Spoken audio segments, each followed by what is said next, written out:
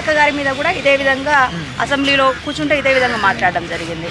మరి సీతక్క గారి మీద ఈరోజు సురేఖ మీద ఈరోజు ఇదేంటిది మళ్ళీ పబ్లిక్లు అందరి మహిళలను కలిపేసి కౌశిక్ రెడ్డి గారు కూడా ఇదంతా మహిళలను మీరు ఒక సమస్యలు ప్రజలు ఎంతో సమస్యలతో ఉన్నారు.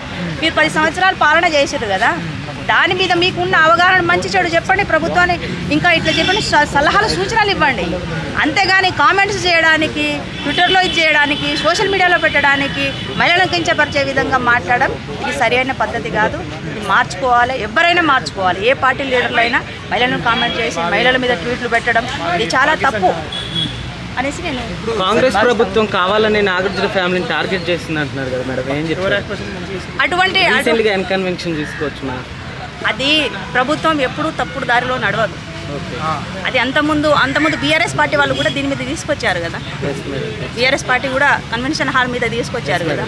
ఈరోజు రేవంత్ రెడ్డి గారు మీ అందరి భవిష్యత్తు కోసం ఈరోజు హైదరాబాద్ సిటీ అనేది ఇంకా రాబో పిల్లల భవిష్యత్తుల కోసం చూసి చేస్తున్నారు. ఇది 100 తరాల భవిష్యత్తు కోసం చూసి ఆ స్టెప్ తీసుకొని హైడ్రాని తీసుకొచ్చేసి నిర్ణయం తీసుకొని ముందడుగు వేస్తున్నారు తప్ప ఇదేదో వ్యక్తిగతంగా ఇప్పుడు కాంగ్రెస్ పార్టీకి నాగార్జున ఫ్యామిలీకి ఏం కక్షలు ఉంటాయనేసి వ్యక్తిగత కక్షలు తీర్చుకుంటారు.